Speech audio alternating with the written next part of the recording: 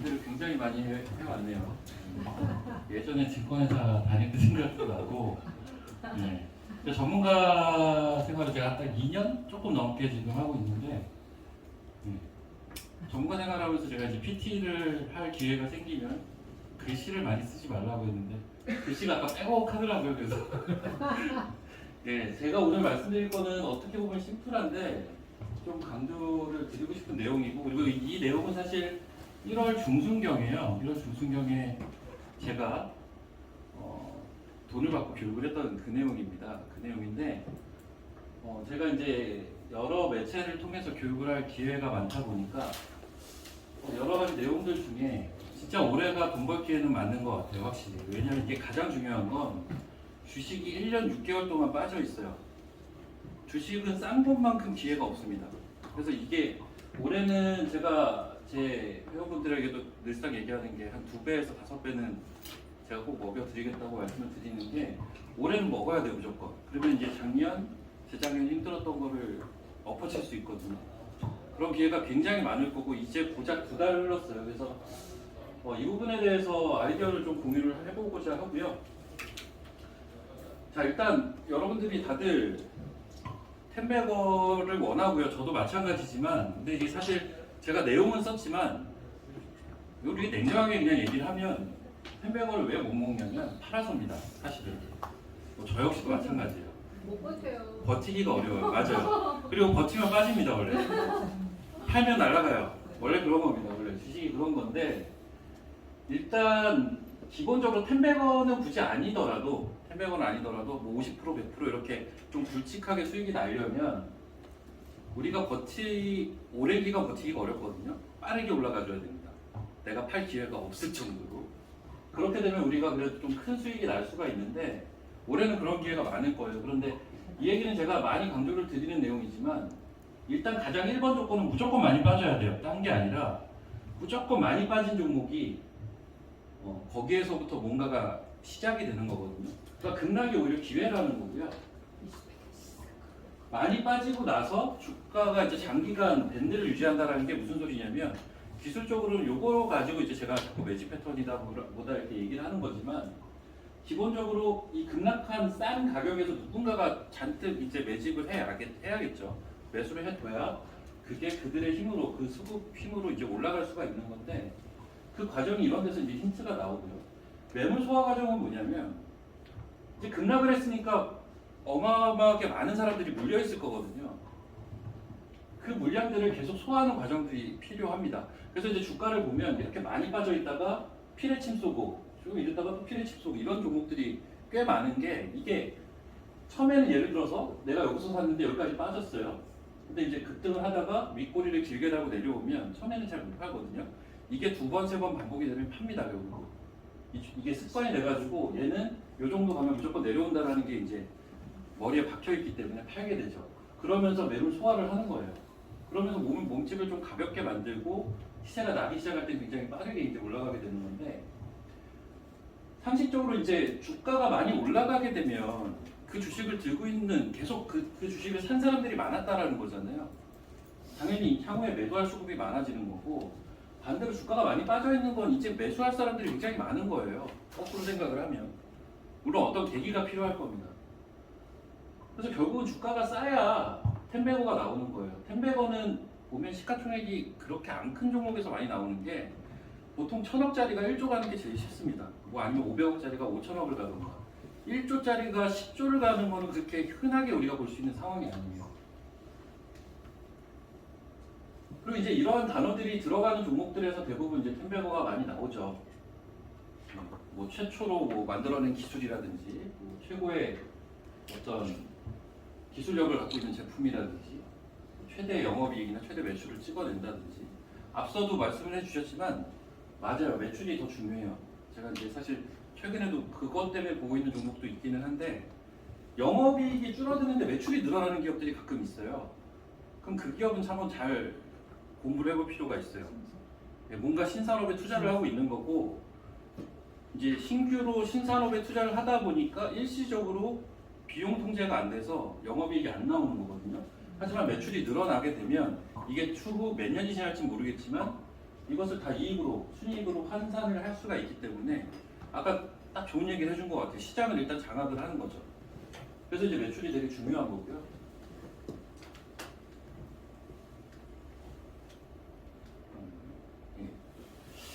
우리가 기본적으로 여러 섹터가 있는데 우리나라 같은 경우는 IT하고 모빌리티, 자동차죠.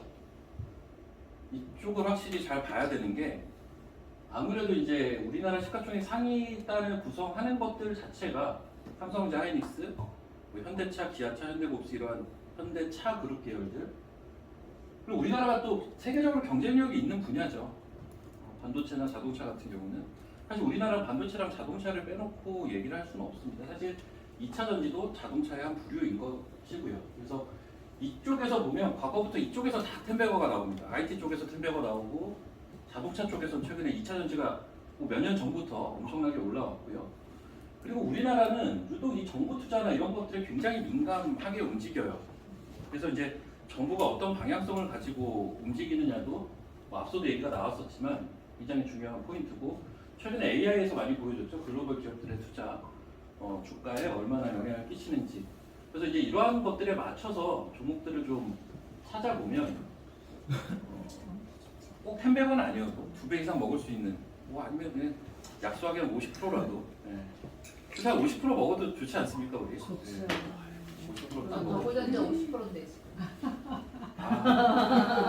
더보전자에 제가 차트를 딱 열어놓고 싶은데 더보전자가 딱 포인트가 있었어요. 포인트가 있었는데 그 포인트를 놓치니까 쭉 올라가 버리더라고요. 어찌됐든 주식 패턴은 매번 반복이 돼요. 시장이 안 좋아도 텐베거는 나오죠. 작년에는 이제 네옴시티나 뭐 이런 데서 생각지도 못한 이제 텐베거들이 나온 거고, 와 한미글로벌이 그렇게 갈지는 지나고 보니까 그렇게 된 거고 그런 건데 거꾸로 이제 시장 매크로가 받쳐주면 텐베거는 더 많이 나옵니다. 올해가 그래서 적기라는 거죠. 제가 사실 이제 매크로에 대해서도 드릴 말씀은 많은데 올해는 딱 하나만 조심하면 됩니다. 올해 긴축 가지고 겁먹을 필요가 없어요. 금리 뭐 25 올리느니 50 올리느니 이건 중요하지가 않은 게 50을 올리게 돼도 설령 50을 올리게 돼도 이제 타겟 레이트까지 얼마 남지가 않았기 때문에 시장은 더 앞을 볼 거라고요. 긴축에 대해서 지금 자꾸 언론지상에서 나오지만 이거 가지고 우리가 겁을 낼 필요는 없다. 이미 현재 지수가 보여주고 있어요. 2월달에.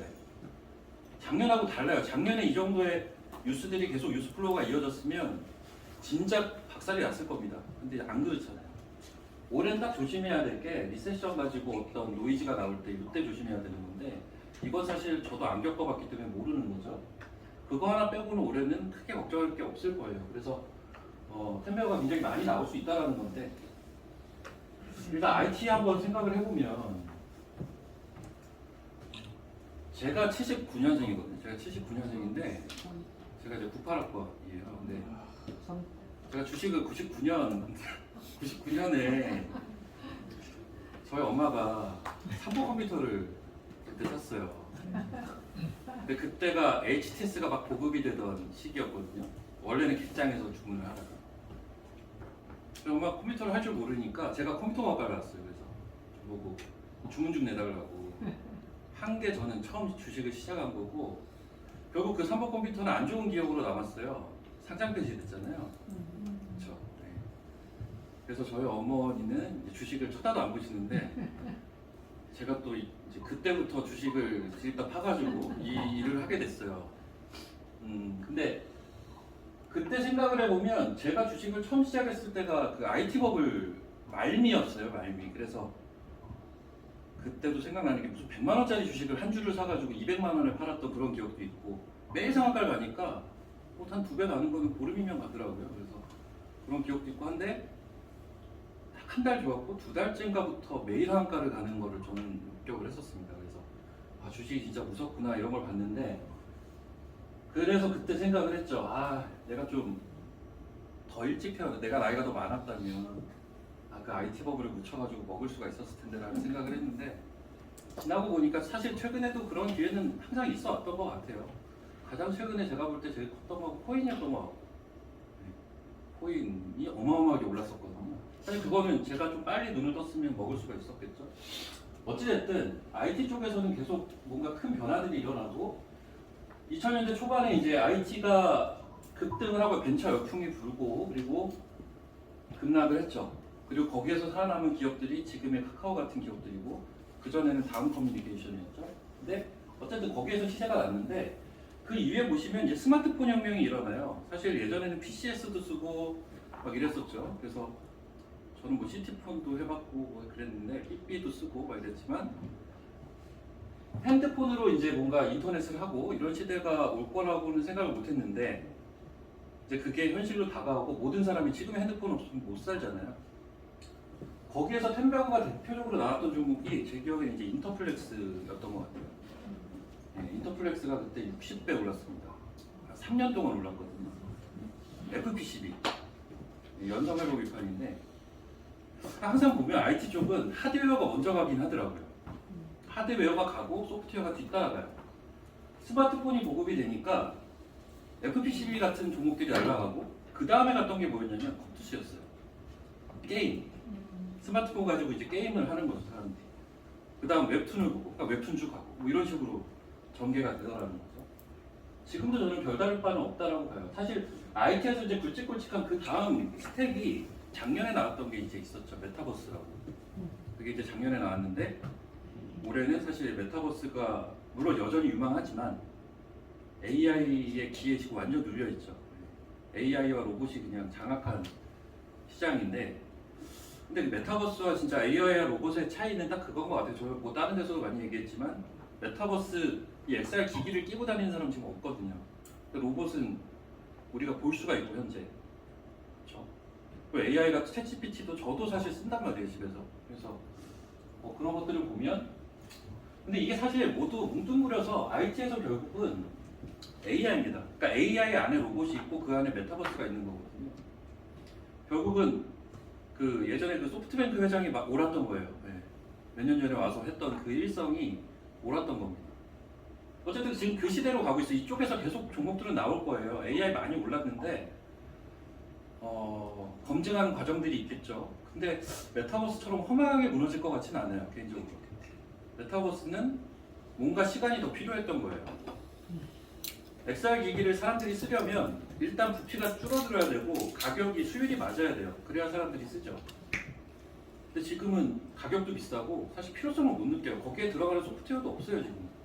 그러니까 이게 시간이 딜레이가 되는 거지만 여기엔 아직 그만큼 또 기회가 남아있다는 거고 어쨌든 여기서 제가 말씀드리고자 하는 내용은 이게 제가 1월 중순에 강의했던 내용이라고 했잖아요. 이때 당시에 이미 챗GPT가 막 나왔을 때죠. 12월 중순에 아마 나왔을 거예요. 솔직히 2달 만에 이렇게 오를지는 몰랐습니다. 호란 테크놀로지가 10배 같나요?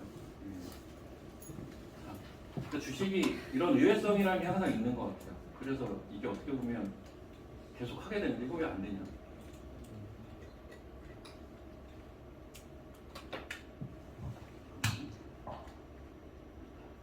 자, 모빌리티 같은 경우는 요즘 2차전지 난리도 아니죠.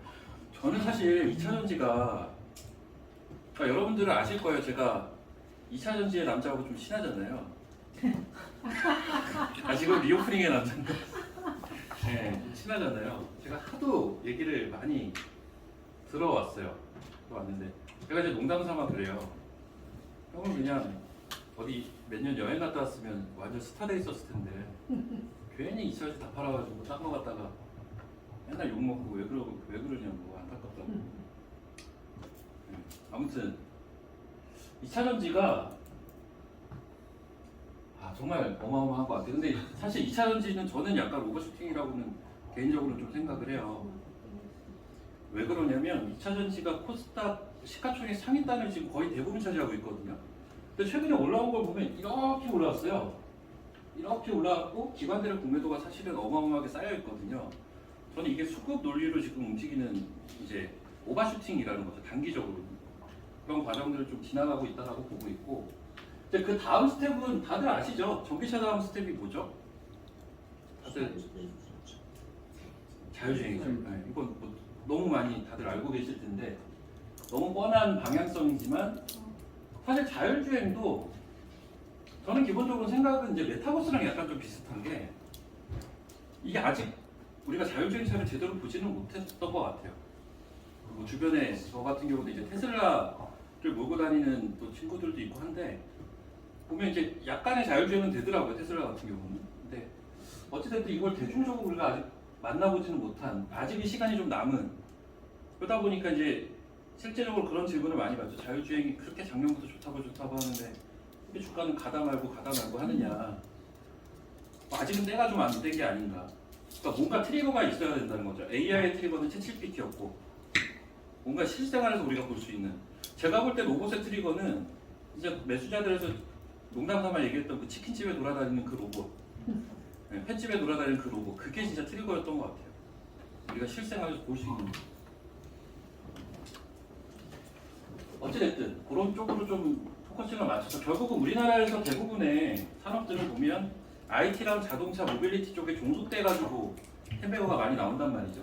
근데 저는 개인적으로는 이쪽에 관심이 사실은 많은데 그 피부 미용 쪽에 관심이 사실은 좀 많습니다. 제가 농담삼아 피부는 뭐 타고나는 거라고 얘기는 하지만 사실 관리를 많이 하면 좋아지지 않습니까?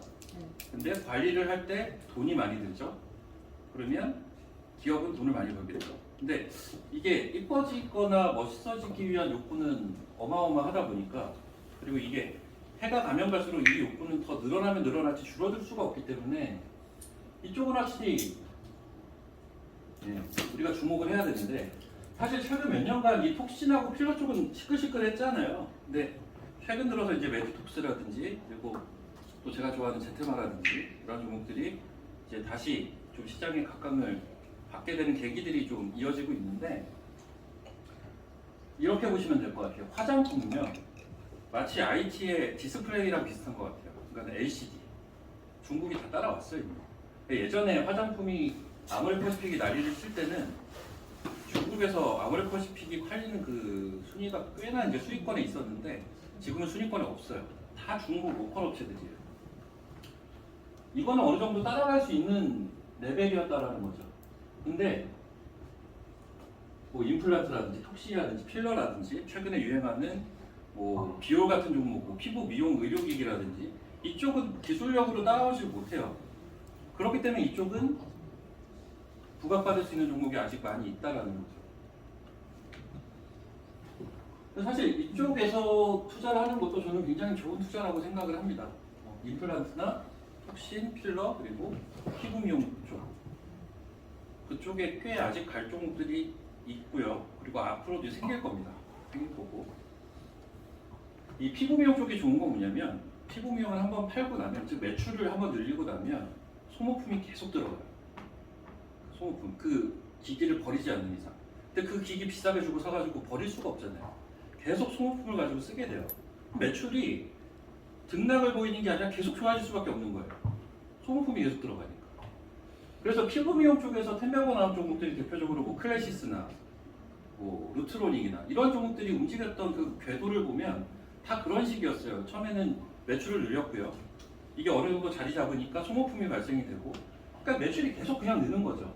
그러니까 한 3년을 놓고 한 10배가 가는 지금 그 움직임이 시작이 된 게 제가 볼 땐 비올인데 그리고 그 밑단에 있는 게 제가 볼 땐 이루다인데 아직 그건 시작을 덜 한 거죠. 뭐 더 있을 수도 있어. 이런 것들은 여러분들이 찾아보시면 좋은 아이디어가 될 겁니다. 자, 그리고 이제 컨텐츠인데 컨텐츠는 우리나라가 잘하는 거죠. 뭐 앞서 엔터도 얘기가 나왔지만 이제 K자가 들어가는 이 산업군들 이건 잘 봐야겠죠. 사실 이 피부 미용 쪽도 K 뷰티라고 해서 한참 또 유행을 했었고 그리고 이 컨텐츠의 또 대표 주자인 엔터 쪽과 접목해서 소위 이제 엔터라면 결국은 가수들을 먼저 생각을 할 수가 있는데 그 가수들의 외모라든지 뭐 이런 것들을 보고 또 여기에 관심이 또 생기는 거거든요. 그래서 이 컨텐츠와 피부 미용 같이 놓고 좀 보셔야 되고 컨텐츠는 보면 예전에는 이제 활자였고 TV를 보다가 이제 극장에 갔다가 저도 지금 극장을 나간 지가 꽤 오래됐거든요. 작년에 딱 한 번 간 것 같고 재작년에는 코로나 때문에 못 갔고 근데 제가 예전에는 매달 한 2번씩 극장을 갔었단 말이죠. 지금은 OTT로 완전 바뀌었죠. 그래서 저는 넷플릭스, 디즈니 플러스, 뭐 왓챠 뭐 이렇게 보고 있거든요. 이제 저랑 같이 사는 분이 또 계시다 보니까 여성분들은 참 되게 다양한 것들을 보시더라고요. 그러니까 그거 하나를 보기에 가입을 하더라고요. 저는 이게 남자들은 이게 좀 이해가 잘 안 되는데 어떻게 저거 하나 보려고 가입을 하지? 넷플릭스랑 같이 보지. 뭐 여하튼 자 마지막으로 이제 리오프닝인데 사실 앞서 이제 피부 미용이나 컨텐츠랑도 약간 중첩되는 부분들이 있죠. 근데 이제 리오프닝은 제가 항상 얘기를 하는 게 탑티어가 되기 조금 어렵지 않을까라는 저는 약간의 의심을 가지고는 있습니다. 왜 그러냐면 이제 주식의 어떤 시세 측면에서 보면 솔직히 신선하진 않은 것 같아요. 개인적으로는. 이게 저도 몰라요. 저도 세대가 되는지 모르겠는데 작년부터 리오프닝 한다고 했다가 무슨 일이 터지고 한다고 했다가 터지고 이게 한 3번, 4번, 5번 반복이 되다 보니까 사실 리오프닝 섹터에 어떤 종목들이 있는지는 여러분들 다 아실걸요 이미. 왜냐하면 몇 번씩 시장에서 회자가 됐었기 때문에. 그런데 이번만큼은 리오프닝이 어느 정도 영향을 줄 수밖에 없다라는 건 또 자명한 것 같고 특히나 최근에 중국 PMI가 엄청 잘 나와가지고 중국이 확실히 좀 뭔가 변화를 하고 있는데라는 게 보이거든요. 그러니까 리오프닝은 한두 종목 정도는 꼭 하셔야 될 것 같아요. 많이 하긴 좀 어렵고 전형적으로 내가 또 리오프닝 없으면 또 그 소외당하는 그 기분이 사실 우리가 싫은 거기 때문에 적절하게 담아놓고 그냥 일정 수준의 수익을 그냥 취하시면 될 것 같아요. 사실 리오프닝보다는 저는 진짜 우리가 대박을 내야 될 종목들은 앞단에 다 있었습니다. 뭐 피부 미용이나 아니면 이제 IT에서 그 다음 세대를 준비하는 아이템들이나 자동차에서 그 다음 세대를 준비하는 아이템들 여기에 포인트가 있다고 보고 있습니다. 그리고 리오프닝 얘기가 나와서 하는 얘기인데 저는 리오프닝의 최대 수혜를 이제 앞서 뭐 피부 미용이나 이런 것도 있지만 원격 진료라고 개인적으로 생각하고 있는 사람이에요. 제가 몇 번 얘기도 했던 건데 리오프닝을 하게 되면 일시적으로 허용했던 원격 진료는 법제화가 무조건 필요하거든요. 근데 현 정부는 여기에 대해서 굉장히 강력한 의지를 갖고 있단 말이에요. 근데 원래 이 원격 의료나 이쪽은 예전부터 얘기가 많이 나왔는데 약협이랑 의협에서 너무 반대를 하죠. 근데 지금 같은 경우는 어느 정도 필요성을 느끼고 있거든요. 이쪽에서도 타협의 여지가 있다는 거죠. 근데 이제 현 정부의 특성은 또 강력하게 밀어붙이는 그게 좀 있거든요. 그래서 이제 이쪽은 좀 뭔가 큰 변화가 일어날 것 같아요. 괜히 최근에 이 원격 진료 쪽에 네이버나 카카오 쪽 인사들이 넘어가고 했던 게 아닌 것 같아요. 삼성전자나 뭐 LG전자나 이쪽에서 원격 의료와 연관된 하드웨어를 괜히 출시한 게 아닐 것이다 라는 게 제 개인적인 생각입니다. 그래서 리오프닝의 수혜주 중에 하나가 의외로 원격 진료 쪽이 될 수가 있다. 이 말씀을 좀 드리고 싶고요.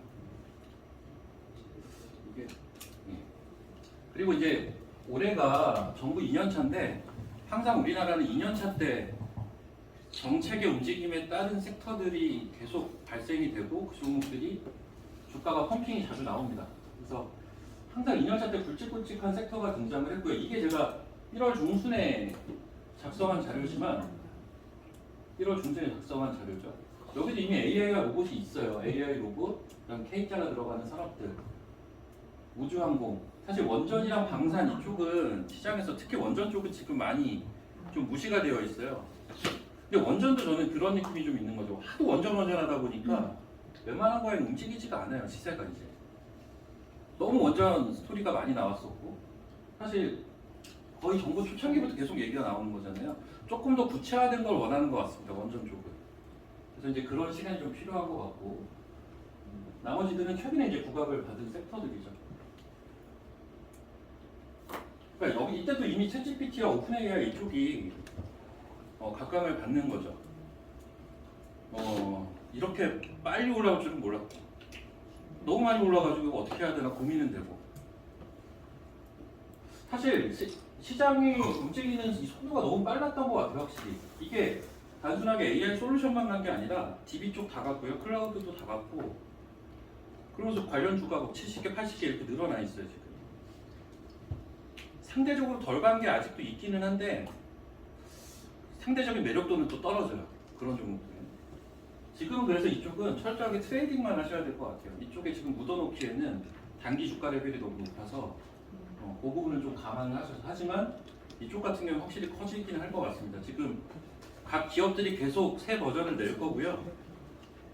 실제적으로 제 친구 중에 마케팅 회사를 운영하는 친구도 있는데 그 친구는 이제 ChatGPT를 유료 가입을 해서 뭔가 아이디어를 얻고 있더라고요. 그리고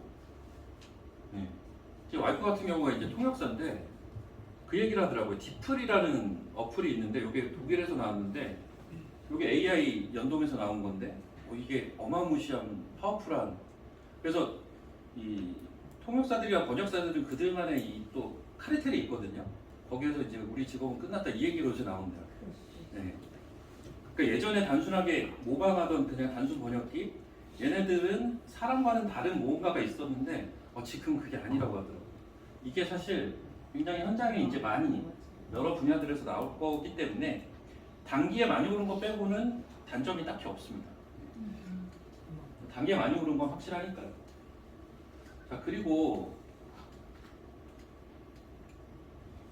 요건 이제 메타버스 그리고 로봇 뭐 이런 것들 여기 뭐 AI 뭐 글씨도 써 있는데 사실은 이제 이쪽도 많이 올랐죠. 로봇도 많이 올랐어요. 와, 이때 1월 중순 때만 해도 그래도 할만했는데 지금은 좀 많이 오르기는 했어요. 근데 오를 게 없으니까 최근 상장했던 것 중에 뭐 SBB테크나 뭐 유로메카나 이런 종목들도 엄청나게 올랐죠. 얘네들은 사실 다 적자예요. 다 적자고 한 2년은 있어야 이제 흑자 전환이 좀 될 텐데 그걸 엄청 땡겨와서 이제 플레이를 하더라고요. 근데 이제 이쪽도 확실히 지금 인구가 계속 줄는 게 저는 핵심인 것 같습니다. 한국보다 지금 출산율이 0.7이라고 하는데 우리나라가 지금 계속 신기록 갱신 중이거든요. 로봇을 안 쓰면 일할 게 없습니다. 대체 수단이 없어요.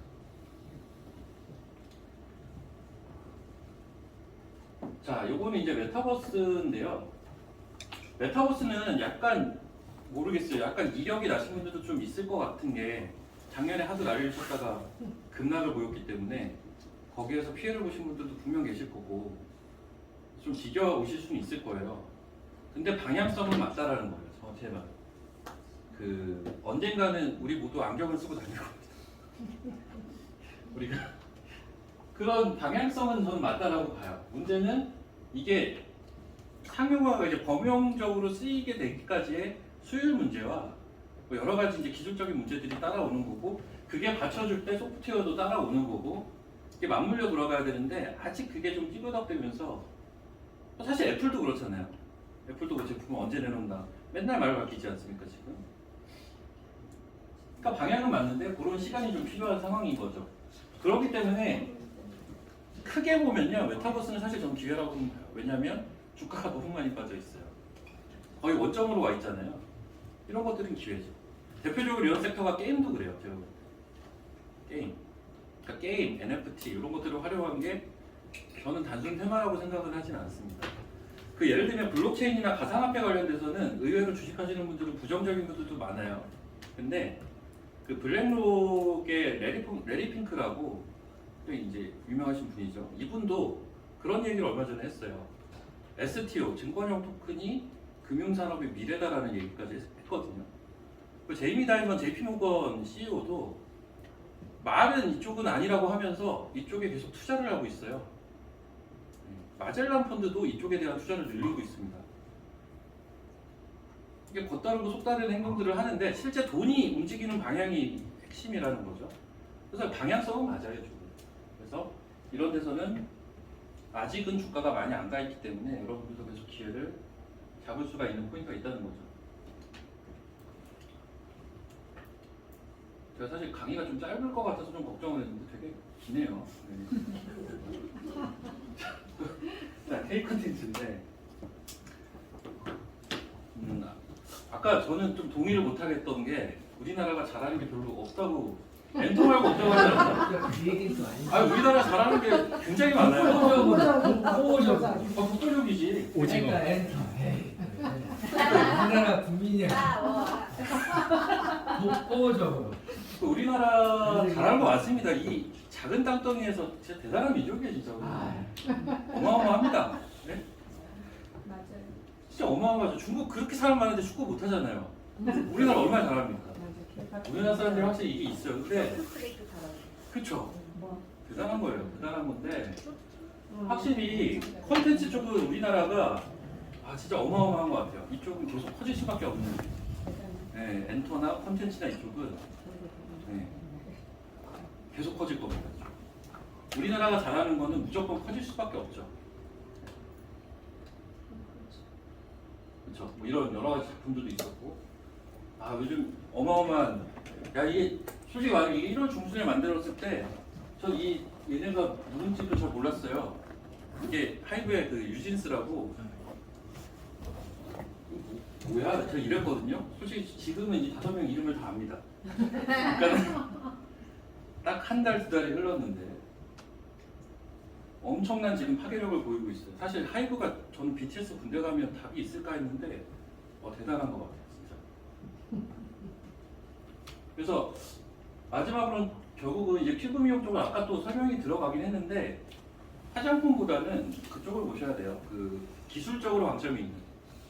그래서 제가 그 종목도 몇 개 언급도 드렸잖아요. 그쪽을 계속 파보시면 거기에선 계속 종목들이 나올 거고. 개인적으로 저는 피부 미용 쪽은 참 투자하기가 오히려 편한 섹터가 아닌가라는 생각도 해요. 왜냐하면 피부 미용에서 어떤 회사가 딱 등장을 했을 때 주가가 안 간 게 없는 것 같아요. 돌아가면서 다 갔어요. 근데 되게 편하게 사실은 투자할 수 있는 섹터거든요. 향후에 또 상장해서 넘어오는 기업들도 있겠죠. 최근에 스펙에서 넘어왔던 게 원택도 이제 그런 식으로 해서 주가가 많이 갔고, 비올도 제가 작년에 진짜 많이 얘기했는데 갈 듯 말 듯 하다가 올해 이상하게 가잖아요. 말도 안 되게. 네. 이쪽은 실패가 잘 없더라고요. 이쪽은 좀 길게 투자해 볼 수 있는 대표적인 섹터인 것 같습니다. 좋습니다. 자, 지금 네, 시간이 이제 많이 지나가지고 제가 한 6시 이제 10분에 자리를 이동을 할 거고, 짧게 여기서 이제 Q&A를 받고 자리를 이동해서도 이제 많은 분들이 올 텐데, 저는 정우신 대표님하고 재밌게 들으셨나요? 네. 오늘 처음으로 지금 더블라인, 오프라인 그 설명을 가졌는데요. 저희가 앞으로 이제 한 달에 한 번씩 별일 없으면 예정이 돼 있습니다. 그래서 오늘 오신 분들도 좋고 또 주변에 같이 이렇게 관심 있으신 분들 계시면 날짜 이렇게 안내하면 같이 오셔가지고 얘기도 듣고, 또 사실 이렇게 강의보다는 이렇게 Q&A 같은 거 들으시면서 얘기 나누시면서 나누는 게 훨씬 더 좋은 정보가 많이 있을 거라고 보고 있습니다. 그래서 끝나고 옆에 건물에 2층에 평내옥이라고 그 평양냉면 하는 데 있는데요. 거기서 저녁 간단하게 준비했으니까 같이 드시고 가시면 감사하겠습니다. 그리고 아까 저희 박우경 부장 명함 다 받으셨죠? 네. 네.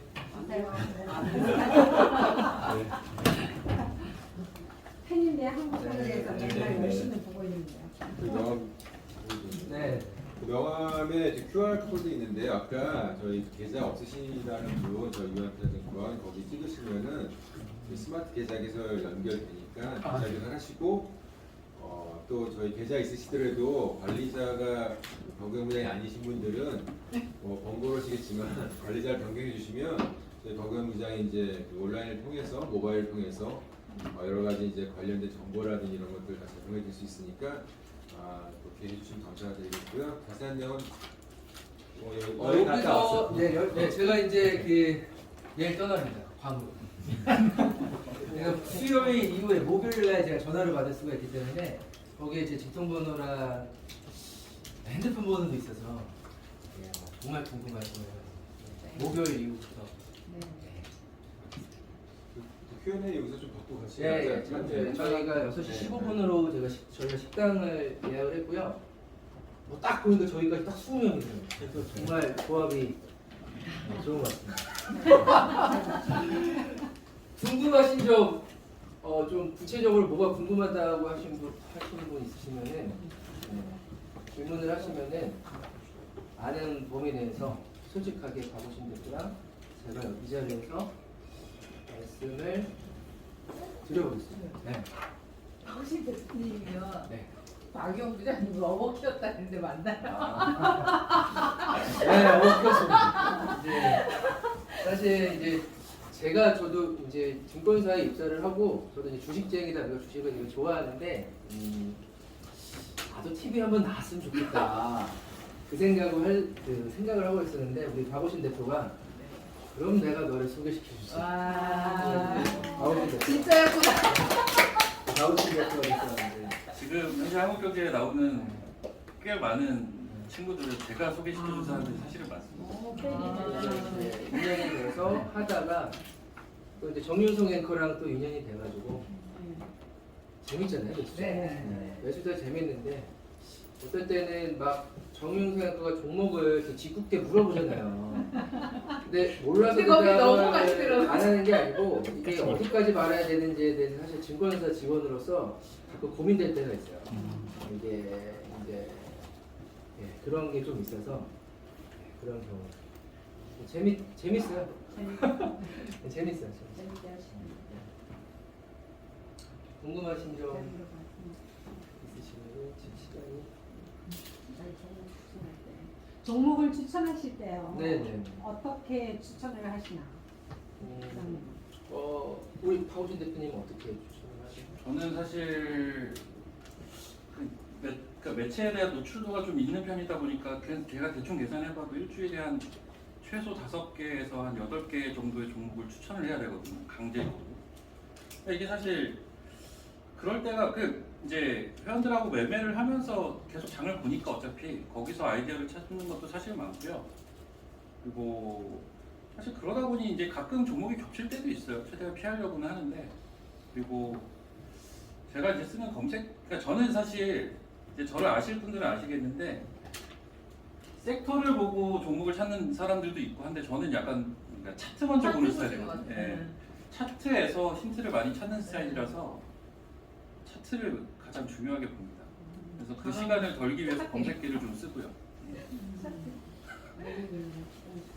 저는 관심 종목에 제 이제 앞뒤 3개로 해가지고 집에 가서 하나씩 다 눌러봐요. 저는 되게 수동적으로 제가 눌러보면서 그 차트의 자리를 아까 말씀드렸던 시가총액 큰 거부터 작은 거부터 해서 섹터별로 해가지고 다 눌러보고 신고가, 신저가를 꼭 봐요. 그 신고가에 나온 업종, 종목, 그 다음에 이제 바닥권은 그런 글로벌 기업이 정책하고 이슈가 맞아떨어질 수 있는 실질적으로 나오는 거 그런 거 위주로 현 시대에 맞는 그렇게 하고 있어요. 저도 차트를 좀 많이 봅니다. 차트를 좀 많이. 근데 한 가지 제가 꼭 얘기하고 싶은 건 일정을 꼭 챙기셔야 돼요. 이게 제일 쉬운 투자인 것 같아요. 제가 볼 때. 그러니까 증시 일정을 향후 1주일, 2주일, 3주일 후 거를 미리 챙겨 놓으면 이거는 되게 쉬운 투자를 할 수 있어요. 그리고 차트에서는 일목균형의 기준선 눌림자리 성공률도 꽤 높습니다. 요거 2개만 해도 제가 볼 때는 돈 버는데 하등 지장 없습니다. 눌림자리라는 게 기준선에 와서 부딪혀 있을 때 이렇게 올라갔다가 기준선 맞고 이렇게 올라가요. 네. 그거 되게 확률 높아. 80%는 넘는 거. 저도 궁금해서 갑자기. 저는 지금 일목을 잘 안 보는데 옛날에는 일목 많이 봤는데 보통 이제 일목에서 질문해도 돼요. 궁금해요. 질문 안 하겠습니다. 아니 하세요. 이 옛날에 제가 많이 봤을 때 후행 스팬이 돌파를 했을 때가 이제 확률이 높거든요. 저도 그렇게 많이 보통 이제 보는데 기준선이 까고 그게 올라갔을 때가 이제 확률이 높기도 한데 후행 스팬이 뒤따라오는 꼬리가 있어요. 그게 이제 강력하게 돌파를 하면은 아까 이제 컵앤 미드 차트처럼 그게 돌파했을 때가 되게 많아요. 어디를 구름대를요? 네, 구름대를요. 후행 스팬을. 구름대예요? 그 후행 스펙 기준선을 갖다가 그러니까 그게 이제 강하게 그렇게 돌파할 강하게 때 돌파할 그 때가. 자체가 이제 그 뭐라 그럴까? 여기 있는 네. 지금 저도 안 봐가지고 이런 후행 스팬이 여기 있는 게 여기 선행 스팬이. 후행 스펙 보면은 뒤에 따라오는 후행 스팬 이거야? 네. 이런 모르겠어요. 지금은 안 봐서. 근데 갑자기 일목균형표를 물어보셔가지고 말씀하셨어요. 궁금해가지고. 박 대표님 보시는 지표 중에 예. 그 기준선이랑 예. 다음에 또 다른 지표를 보신다면 지지 저항에서는 뭐 피벗 뭐 상한선이다, 뭐 디막선이다 뭐 이런 거 혹시 없어요? 제가 옛날에 선물옵션 매매 했었던 걸 아실 거고 그때는 다 해봤어요. 근데 왜냐면 어차피 모니터 남아도니까 여기저기 다 해보고 했는데 제 딴엔 이게 제가 제일 심플하게 해놓은 거거든요. 저한테는. 그러니까는 저는 볼린저 되게 중요하게 보고요. 20에 2. 예, 20에 2요. 볼린저 되게 중요하게 보고 일목도 사실 책 찾아보면 뭐 아까 얘기가 나온 뭐 후행스팬이 이렇게 돌파를 하고 전환선이 뭐 돌파를 하고 이런 거 나오잖아요. 근데 저는 전환선이 사실 3일선하고 거의 움직임이 궤도가 비슷하거든요. 그래서 제가 전환선을 안 봐요. 선이 너무 많으니까 저도 최대한 제 나름의 단순화 시킨 거고 기준선이 중요하다고 판단을 한 거죠. 그래서 제가 일목을 중요하게 생각하는 이유는 몇 번 얘기는 했던 것 같은데 일목은 시간이 같이 들어가요. 대부분의 지표는 가격 가지고 만들거든요. 근데 일목은 시간이 들어가는데 시간을 일반적으로 우리가 계산하기가 되게 어려워요. 그거를 알아서 계산해줘서 나오는 지표다 보니까 제가 조금 선호합니다. 미국 반도체 지원법이 지금 나왔잖아요, 세부가. 근데 그러면 삼성전자고 SK가 미국 가나요? 그뭐 초과 수입은 다 반납하라고 그러고 안 가는 수도 있고. 가야겠죠. 네, 특허 뭐 장비가 다 걔네 거니까 생산 자체가 안 될 거 아니에요. 그리고 이제 우리는 모르고 이 바닥에서는 벌써 돌았을 거 아니에요. 어떻게 될지. 근데 그거는 뭐 재용 형님이 알아서 잘 하시지 않나요? 저는 사실 잘 모르겠고요. 최근에 초과이익 환수제 얘기 나왔잖아요. 그것 때문에 이제 궁금하신 것 같은데 저도 이제 근데 이게 사실 되게 정치적인 문제고 그렇잖아요. 어떻게 나올지는 모르는 거라서 섣불리 얘기를 못 하겠네요. 마지막으로 하나만 받고 자리에 넘어갔습니다. 이격도 있잖아요. 이격도가 많이 맞는 편. 이렇게 그냥 꺾어질 때 있잖아요. 이격도는 과열과 과매도랑 과매수권에서만 보는 게 좀 맞다고 그래요. 그 나머지는 이격도나 이런 걸 너무 많이 보면은 이걸 못 먹더라고요. 그리고 갑자기 이제 이격도 얘기해서 했는데 항상 끝과 이제 위에 불꽃도 마지막에 찬란하고 아래 불꽃도 마지막에 찬란하거든요. 이 얘기는 모든 종목이 끝날 때 보면은 위에서 다 폭발적인 상승이 이제 빡 나오면은 그 섹터가 거의 끝자리고 그러니까 아래쪽도 최근에 환율 차트 생각하시면 돼요. 1,450원. 환율이 1,400원 뜨고 거기 1,600원 간다 하고 뭐 TV에 맨날 나오고 할 때 각도가 이렇게 가다가 이렇게 가거든요. 근데 거기서 이렇게 꼬꾸라지잖아요. 그 차트 생각하시면 됩니다. 네. 저점 확인할 때 보조지표로 보통 RSI를 많이 사용하잖아요. 네. 혹시 박우신 대표님은 어떤 거를 사용하시는지? 저는 RSI는 사실은 안 보는데 근데 이제 가끔 이게 작년에 장이 너무 징글징글하게 빠지니까 참고하려고 가끔씩 솔직하게 말씀드리면 희망을 좀 드리고 싶어가지고 야 RSI가 여기까지 빠졌다 여기서 뭐라도 완전히 나온다 라는 얘기 저도 가끔 했는데 아주 신뢰도를 높게 보진 않아요. 근데 이제 그거는 맞아요. RSI가 지나치게 과매도로 넘어가면 이게 약간의 시간 텀은 좀 틀릴 수는 있거든요. 근데 돌아서긴 하더라고요. 확률적으로. 근데 최근에 RSI의 함정에 빠지면은 계속 장기 투자되는 경우가 되게 많아요. 왜냐면은 계속 이렇게 되는 경우가 네. 많아요. 그래서 오히려 그거를 이거 아까 제가 심리 투자에 놓치 보면은 3중 스크린 기법이 있어요. 보도지표 3개 하는 거. MACD, ADX, RSI 그 3개를 해가지고 이렇게 보는데 보통 보조지표는 제 기준에는 단기적인 매매는 안 하는 게 사실은 좋아요. 보조지표는 오히려 중장기 투자, 다이버전스가 이제 벌어지는 이런 주봉이라든가 이런 뭐 일봉도 좀 긴 그림에서 보는 게 저도 보조지표를 되게 많이 봤는데 다 지워버렸습니다. 그러면 주봉에서 많이 맞다는 말씀이신가요? 주봉에서가 오히려 확률이 제가 봤을 경우에는 기준이 높더라고요. 보통 보조지표라는 게 일봉에서도 보면 나쁘지는 않은데 하나의 지표를 보기보다는 이렇게 RSI, MACD 이렇게 같이 해가지고 빨간 선이 들어왔을 때 저도 가끔 봐요. 보는데 하나를 보지는 않아요. 하나에 대한 신뢰도는 한 번 성공하면 그걸 하다 보면 돼요. 보통 종목 급등하는 거 보면 RSI가 계속 이렇게 하고 있어요. 이거 계속 가요. 그렇게 하고서 조정받으면서 계속 가요. 그러니까 RSI만 얘기하시는 전문가는 하수. 얘기하면 안 돼. 아, 그렇게 얘기하면 안 돼. 그렇게 얘기하면 안 되는구나. 그런 분들 있단 말이야. 아, 그래? 아, 나 지금 사실 그래. 아니, 하수 아니에요. 그거 맞을 수도 있어요. 그게 제 기준, 제 기준. 다 정답은 없어요. 정답은 없어요. 안 드는 걸로. 안 되는 아니 저는 이제 오늘장 오사지 이런 거 듣잖아요. 그러면 네. 종목을 말씀해 주시잖아요. 네. 그러면 이제 사본단 말이에요. 네. 그러면 이게 안 가는 거는 네. 빨리 그냥 버려야 되는 게 맞는 건지 아니면 그러니까 다우신 대표님이 말씀하시는 거는 막 며칠 있다가 막 버리면 가는 거예요. 그러니까 어머 이거 막 하락하에서 버렸더니 막 그 다음날 막 날아가니까 이런 기준이 어떻게 해야 되나? 그게 제가 이제 회원들한테도 많이 드는 원망 중에 하나긴 한데 팔면 날아가다고. 근데 그게 왜 그러냐면 저도 고민을 많이 해봤어요. 저라고 그거 다 안 먹고 싶겠습니까? 근데 제가 기본적으로 종목을 최종적으로 고를 때 하방 리스크를 전 생각하고 고르는 편이거든요. 그러다 보니까 원래 주식이라는 게요 바닥에서 눌릴 때는요 우여곡절이 되게 많아요. 개미 털어야 되니까. 저도 털리는 거고요. 근데 털린다기보다는 저는 5% 10%에 만족하고 나오는 건데 이게 이제 대시세를 주죠. 그 과정이 지나고 나서 어느 정도 올라와야 시세가 가벼워지는데 대신 여기서는 위아래 리스크가 좀 변동성이 있으니까 대신 밑에서는 리스크가 좀 제한적이거든요.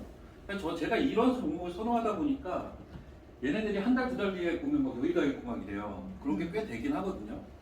오늘도 보니까 뭐 DR텍인가 날아가던데 어제부터 날아갔죠. 네, 어제부터 날아가더라고요. 그게 딱 1월 달에 제가 얘기한 거니까. 그러니까 그런 거 같아요.